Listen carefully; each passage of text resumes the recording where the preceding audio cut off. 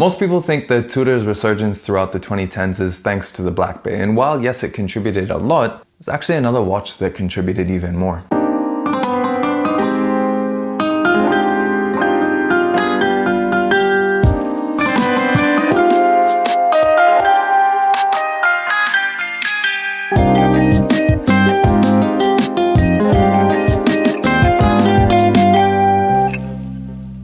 Hi everyone and welcome to Shah Lusso, and today we are talking about the watch that saved Tudor. For those who don't know, Tudor actually folded in North America completely during the 2000s and didn't really make a comeback until relatively recently. A lot of people will attribute that to the Tudor Black Bay, and rightly so. If you look at their current lineup, it's pretty much all Black Bay. But there was actually another watch that started this sort of movement of paying more homage to their heritage models, and ironically, it didn't even look like a Rolex.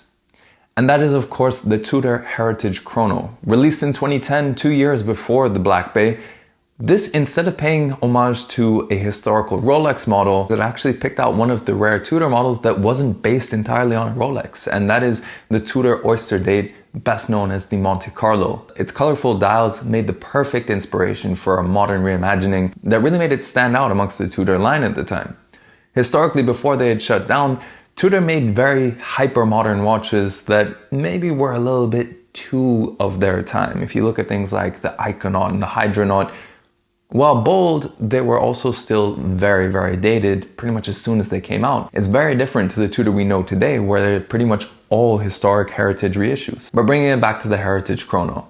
Released in 2010, what this did is it introduced a lot of the things that we currently know Tudor to be today. Of course, there's the heritage angle, but also things like the NATO straps that are commonly associated with modern Tudor Black Bays. The build quality was arguably better than some Rolexes at the time. You need to remember they had only switched away from the 5-digit references a little bit earlier, so that modern Rolex build quality was still a new concept, whereas this came out of the gate with the same build quality we see today. On the inside, it still used the tried and true Tudor formula, which was to use an outsourced ETA movement. And one of the reasons why this watch was so significant though, was that it paved the way for what they ended up doing with the Black Bay.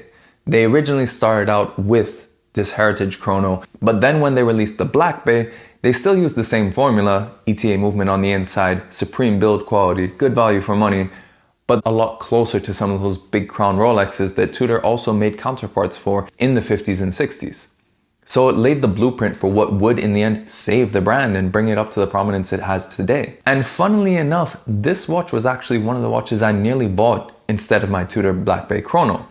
Now in the end I opted for the Black Bay Chrono because I wanted to have something that had a more sophisticated movement. I didn't want a modular chronograph, and I just liked that look with the metal bezel. But it would have actually been an interesting move had I gotten the Heritage Chrono instead, because it did have something very different about it compared to a lot of the Black Bay models we see today. Now in terms of dimensions, it was a little bit slimmer than the Black Bay Chrono as well, which would have maybe helped it last a little bit longer in my collection. And the use of the rotating bezel, I think, would have added an interesting element of, I guess, tactile interaction in terms of using the chronograph.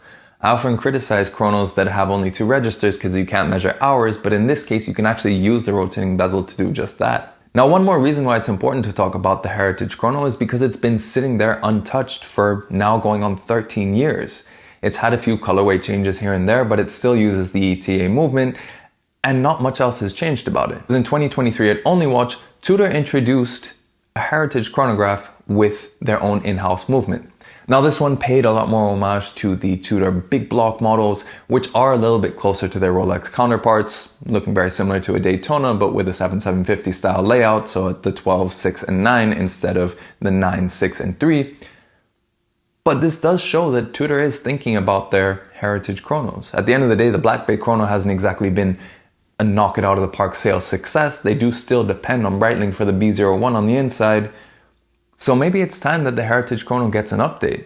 And normally when Tudor does release something at Only Watch, they tend to follow it up a few years later with a production model. So I think that this watch that really defined an era for Tudor is going to have some sort of an update soon. Whether they keep the Montecarlo style dial or whether they change it to something else to pay homage to maybe a big block, it does mean that maybe some of these Heritage Chronos could be replaced with something that still follows in the same spirit.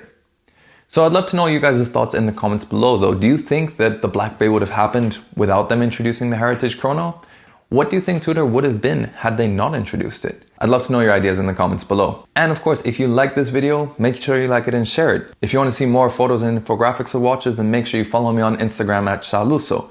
You want to see more Tudor content? Check out my Tudor playlist. And if you want to see more videos every week, then make sure you subscribe to the channel and hit that notification bell as well so you know when the next one comes out. But thanks for joining me on this quick overview of the Tudor Heritage Chrono, and we'll catch you on the next video.